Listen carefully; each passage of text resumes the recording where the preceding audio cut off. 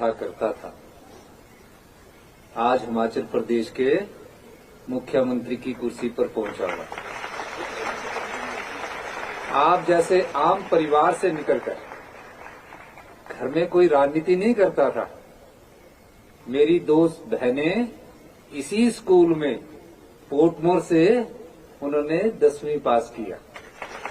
ये नहीं सोचा था कि मैंने मुख्यमंत्री बनना, लेकिन धीरे धीरे जब कदम दर कदम हम आगे बढ़ते गए और एक समय हमने सोचा, क्योंकि 40 साल से जिस वॉकओवर को मैं देख रहा था कि एक दिन मैं इस जगह में जरूर आऊंगा, और 11 दिसंबर 2022 को भगवान के आशीर्वाद से, विधायकों की सहायता से मैं मुख्यमंत्री की कुर्सी पर पहुंचा।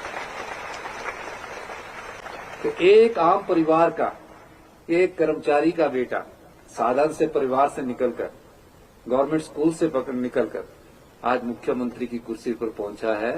तो मैं ये कहना चाहता हूं आपको कि आप सब में से कोई बेटियां भी एक दिन जिस भी गोल को अचीव करना चाहती है वो उसको अचीव कर सकती है, लेकिन पेशेंस, लगनशीलता और उस उद्देश्य की पूर्ति के लिए आपको लगे रहना पड़ेगा। कोई भी सफलता आपसे छूट नहीं सकती, यही आपका दायित्व होना चाहिए। इस बार के बजट में हमने जो पढ़ी लिखी बेटियां हैं, मेधावी छात्र है, उनको हमने कहा है कि इलेक्ट्रिकल स्कूटी अगर कोई लेगा तो उसे 25,000 रुपए का स्पेशल अनुदान देंगे, क्योंकि हिमाचल को हमने ग्रीन स्टेट बनाना है अपने प्राकृतिक सौंदर्य के साथ, उसका प्रावधान किया है। इसके अलावा जो बच्चा आर्थिक स्थिति से कमजोर होता है पर पढ़ने में बहुत तेज होता है और डॉक्टर बनना चाहता है, लेकिन हालात ऐसे होते हैं कि वो आर्थिक तंगी में रहता है, आपको मैं इस योजना का बताना चाहता हूं कि हमारी सरकार ने किसी भी +2 के बाद कोई भी बच्चा, क्योंकि इसकी जानकारी आपको नहीं होगी, कोई भी बच्चा डॉक्टरी में सिलेक्ट हो जाता है, इंजीनियरिंग कॉलेज में सिलेक्ट हो जाता है, नर्सिंग कॉलेज में सिलेक्ट हो जाता है, किसी भी प्रकार के प्रोफेशनल कोर्सेज में सिलेक्ट हो जाता है, या ग्रेजुएशन में करना चाहता है, पीएचडी करना चाहता है, एमफिल करना चाहता है, एमए करना चाहता है, हमारी सरकार ने डॉक्टर YS परमार जी के नाम से एक ऋण योजना शुरू की गई है। उसमें 20 लाख रुपए का बच्चों को लोन मिलेगा +2 के बाद, और उसका इंटरेस्ट क्या होगा? 1% इंटरेस्ट होगा। वो 1% इंटरेस्ट होगा। अब उसको कैसे लागू करना है वो भी हमने बना दिया है कि अगर उसकी एडमिशन एकदम होगी तो वो अपने डिप्टी कमिश्नर के पास जाएगा कि मेरी एडमिशन होगी। फर्स्ट सेमेस्टर की एडमिशन डिप्टी कमिश्नर उसकी जमा करवाएगा, और उसके बाद उसका जो लोन होगा वो भी डिप्टी कमिश्नर के माध्यम से बैंक के द्वारा उपलब्ध करवाया जाएगा। उसका जितना भी इंटरेस्ट होगा, जैसे 9% में मिलता है, 8% इंटरेस्ट सरकार देगी, 1% बच्चा देगा। हम वो भी माफ कर सकते थे, लेकिन हमने कहा हम भावना वो पैदा करना चाहते हैं, मुफ्तखोरी की भावना को पैदा नहीं करना चाहते। कल को वो कहीं भी जिंदगी के मोड़ पर चला जाए, उसको ये लगे कि सरकार ने मुझे पढ़ाई के लिए धन दिया है, आज मैं इतना सामर्थ हूं। जब वो सामर्थ हो कि मैं आज इतना सामर्थ हूं, मैं इस धन को सरकार को वापिस करना चाहता हूं, तो इस प्रकार की नैतिकता हम आप बच्चों में भी चाहते हैं। ये उन बच्चों के लिए हमने योजना लागू की है। YS परमार विद्यार्थी ऋण योजना को हमने शुरू किया है। ये क्यों किया है? ताकि बच्चे हमारे अच्छी शिक्षा प्राप्त कर सके। इसके अलावा हम विचार कर रहे हैं कि हमारी बेटियों की जो शादी की उम्र है उसको बढ़ाया जाए। इसके बारे में हमारी एक सेक्रेटरी लेवल की मीटिंग हुई है। कानूनी पहलुओं को देखा जा रहा है, राजनीतिक पहलुओं को भी देखा जा रहा है। ऐसा होता है, जो हमने पाया है, जो मैंने अपने जीवन में अनुभव किया है, गांव में 18 साल की बेटी जाती है, +2 कर देती है, तो माँ बाप को फिक्र लग जाता है कि फटाफट शादी कर दो।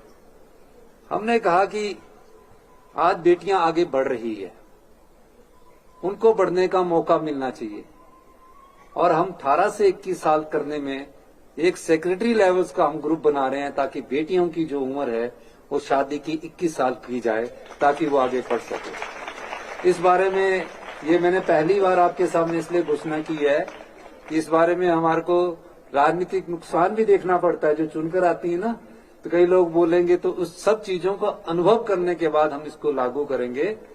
और हम जब हमारी आर्थिक स्थिति मजबूत होगी तो हम आपके लिए पेंशन योजना लेकर भी आ रहे हैं। इसी दृष्टि से ये अभी नहीं आ रहे हैं, सरकार के पास जैसे जैसे धन आएगा, पर आने वाले 5 सालों में जो मैं कह के जा रहा हूं वो सब होगी।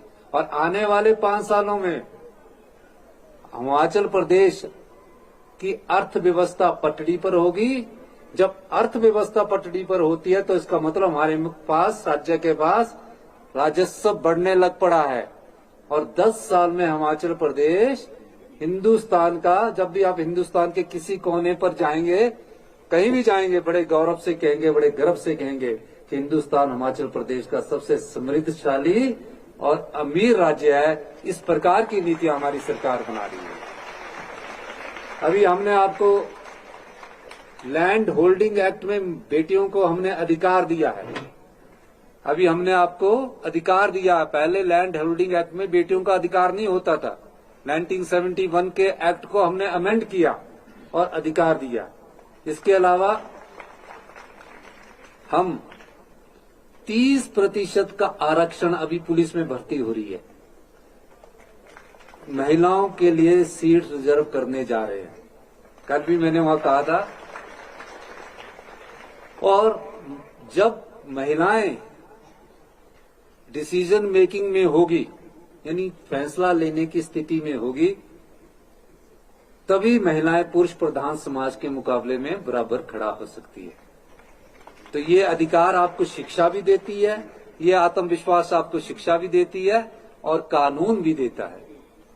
तो मेरा ये मानना है कि जब मैं कोई 12-15 साल पहले अपने कॉलेज नदौन में गया, तो मैंने जब वहां पूछा तो वहां 1300 बेटियां वो ग्रेजुएशन कर रही थी और लड़कों की संख्या सिर्फ 800 थी।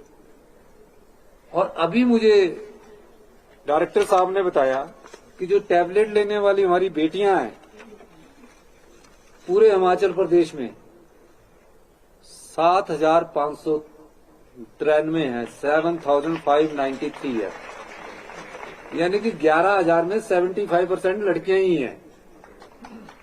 शिक्षा के क्षेत्र में लड़कियां बढ़ चढ़कर आगे आ रही है। इससे बड़ी खुशी हिमाचल प्रदेश के लोगों को, उनके परिवार के लोगों को और क्या होगी।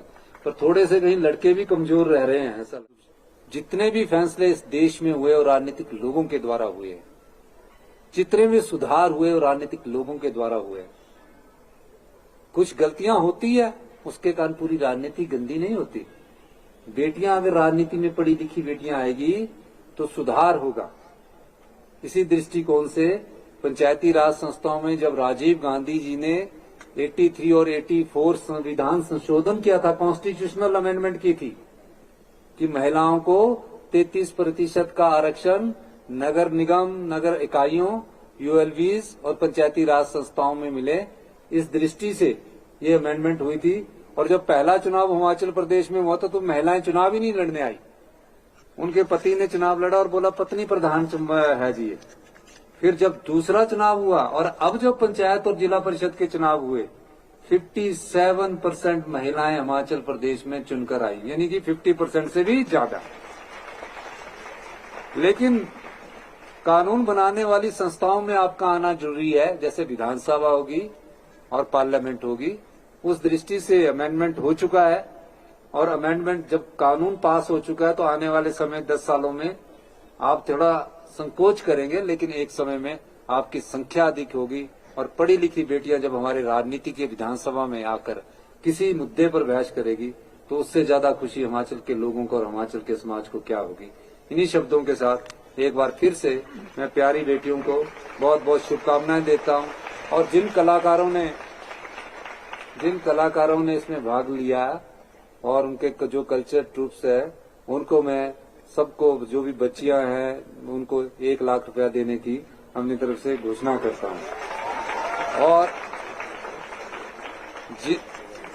इन सब बच्चियों को, क्योंकि इन्होंने इंस्ट्रूमेंट खरीदने होते हैं, ओ चक्कर आगे बैठ जा रहा है, बैठा रहा है।